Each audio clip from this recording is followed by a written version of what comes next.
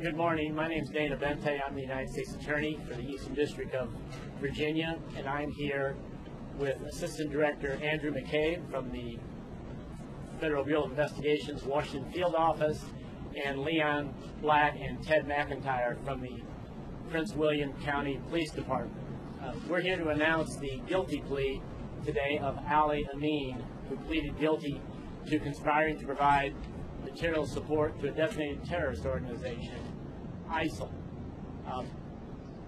Mr. Amin's primary means of providing that support was through social media, and I think it's important to note that law enforcement has seen an unprecedented use of social media by ISIL. They're just kind of flooding the airwaves, so to speak. But Mr. Amin, he used two primary ways of using the social media, and one was to try and garner financial support for ISIL. That included directing people how to use Bitcoin and how to use Bitcoin anonymously. He also engaged in recruitment of people to try and get them to go to Syria to fight with ISIL. Between June of 2014 and February of 2015, he gained over 4,000 followers on Twitter and sent over 7,000 tweets as part of his campaign to support ISIL.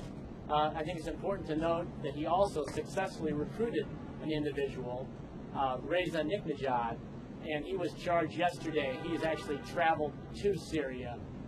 He was charged with conspiracy to provide material support to a designated terrorist organization and conspiracy to murder or injure people in a foreign country. I think the case, has some importance to show that the department continues to investigate and prosecute those who will support a designated terrorist organization with social media. To date, the department has filed charges against almost 50 people for this. So that's an important fact for you all to note, I think. And so we'll continue to kind of be vigilant in trying to protect the public by these investigations. As I conclude, I just want to thank the special agents from the Federal Bureau of Investigation who worked on the case, the police officers from the Fairfax County Police Department, and the prosecutors from my office, Assistant U.S. Attorney Michael Benary and Special Assistant U.S. Attorney Carolyn Friedman. So now I'll turn the microphones over to Assistant Director McCabe. Good morning. My name is Andrew McCabe, and I'm the Assistant Director in charge of the FBI's Washington Field Office. One of the FBI's top priorities recently has been focusing on investigating U.S. persons who are actively traveling or preparing others to travel overseas to fight with ISIL. ISIL and their followers around the world are using the popularity of social media to recruit and facilitate direct contact with those who would support their terrorist organization. Today, Ali Shukri Amin entered a guilty plea as an adult for actively supporting the designated terrorist organization, ISIL.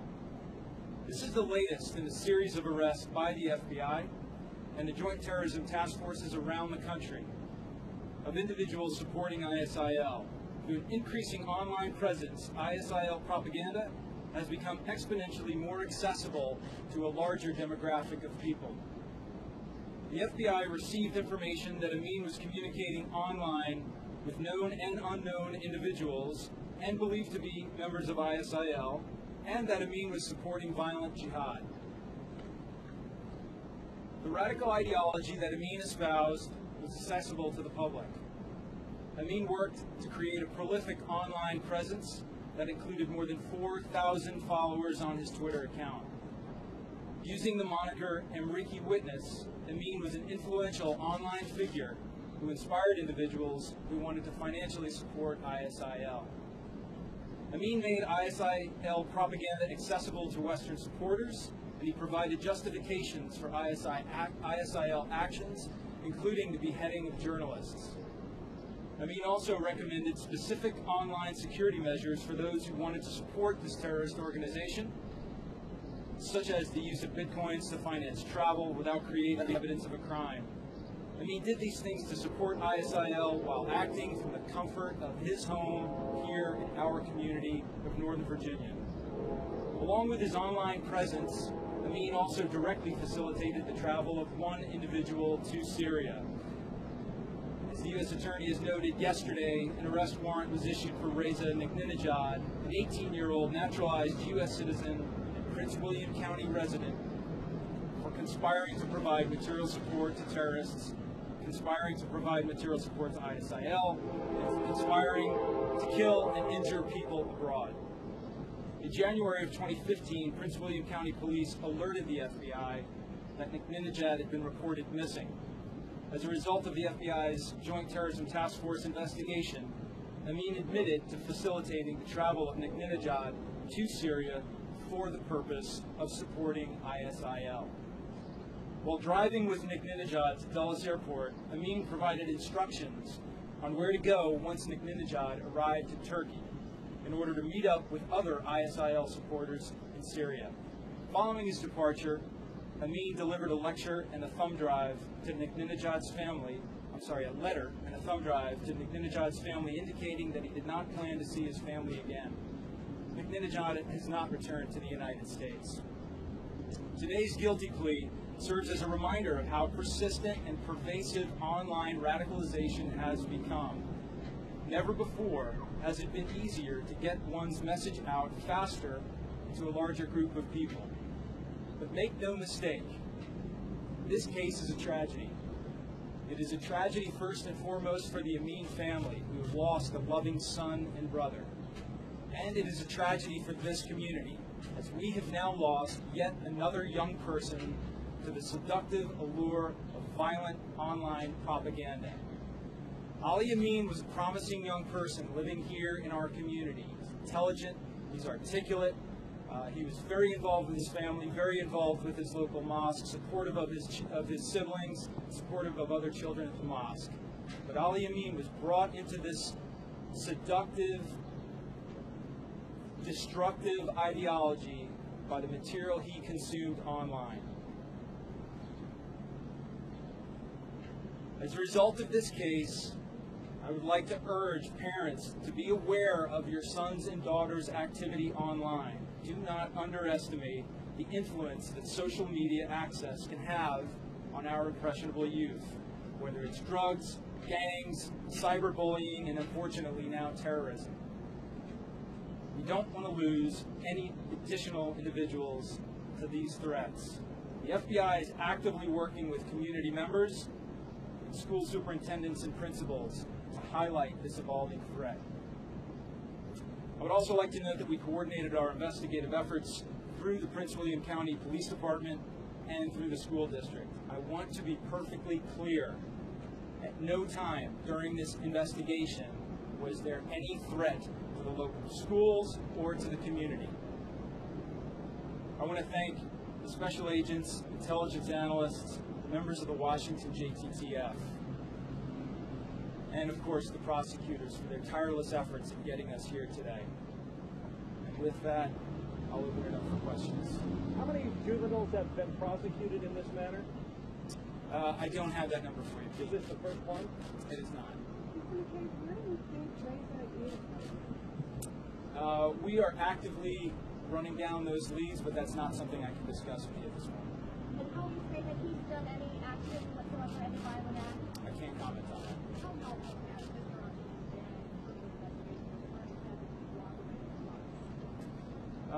That goes directly to the ongoing investigation, so I can't comment directly on it, but Mr. Amin has made efforts to cooperate, and we continue to facilitate that process. What first something was wrong with it? Was it what you were seeing online? Was it something? We received information in late November 2014 that Ali Amin supported ISIL and that he had been particularly vocal in his support and that he intended to travel to Syria. Did Amin use his own funds on Bitcoin, or was he soliciting others to provide funds? Amin was actively involved in recruiting individuals and soliciting their financial support to ISIL. Did you get a sense Prosecuting.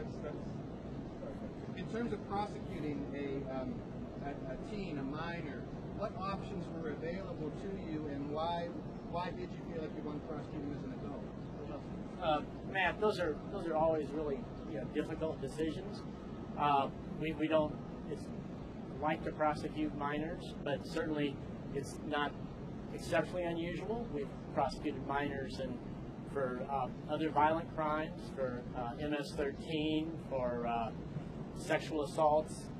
It's something we take very, very seriously is the age of someone, and it's a tough decision. But I think at the end of the day, it becomes it's a matter of public safety.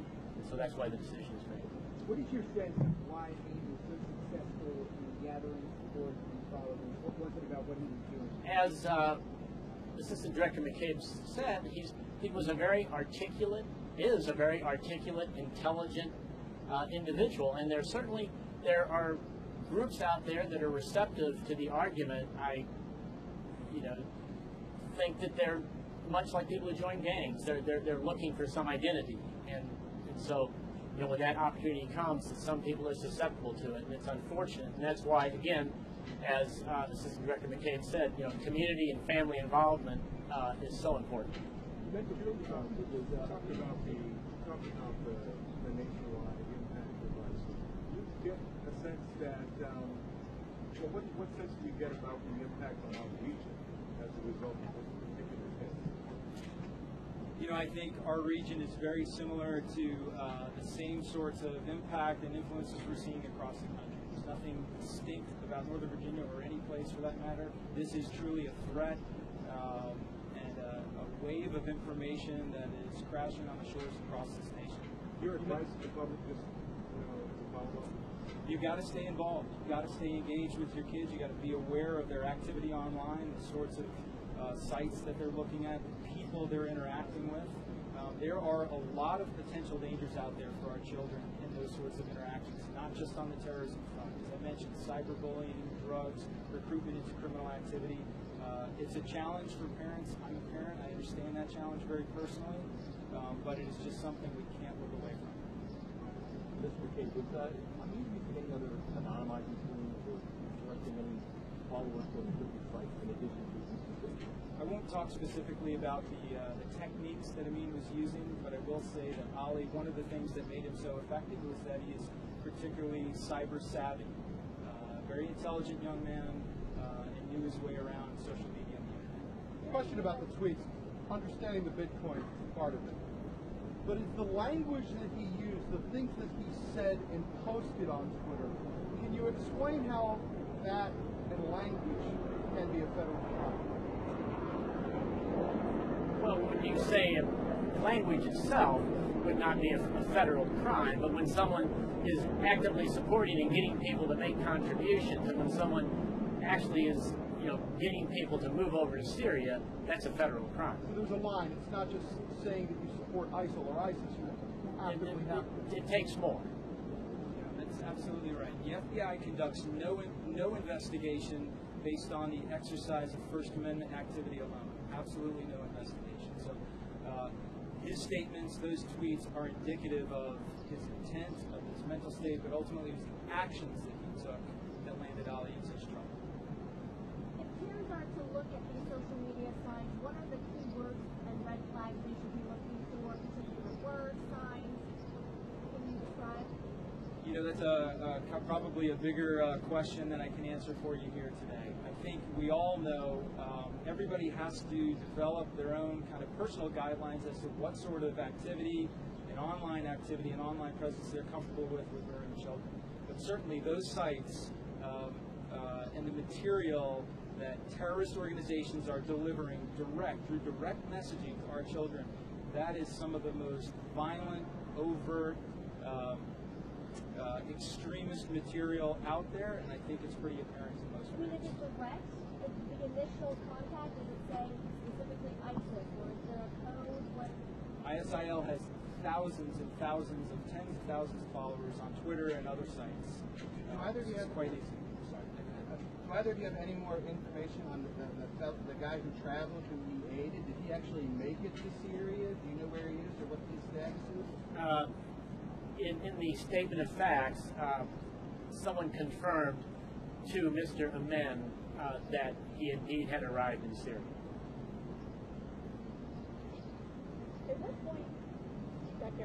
At what point did his communication online cross a line? At what point did he cross a line by going beyond exercising his First Amendment to showing intent? Was it taking this person to the airport? Was it facilitating him to pinpoint? What was the line that he crossed that went beyond exercising? Well, legally it could be any of those things. So in this case, you had both of them, and you had more than that. But it takes more than just words. You have to actually, make an agreement and take action towards that agreement. During the investigation, were you at all inhibited by encryption? Were there places that he was communicating that you weren't allowed, that you couldn't get to because of data encryption? In other words, messages he was doing beyond front-facing Twitter. I won't talk about that with respect to this case specifically. However, that is one of the biggest challenges that we face in these investigations across the country right now, is that transfer to oftentimes to encrypted applications that deliver encrypted messages person to person. Those are as a result of our challenges with encryption technology. Many of those communications are beyond our reach. Last question. How much was he able to raise? How much money was he? Matt? The person who got overseas, was he also treated out of court by say how I don't want to go anything past that's in the court documents, man. First, or minor? I don't have any idea when you say a minor. I don't understand it. For these kind of No, I do not believe so. Thank you all.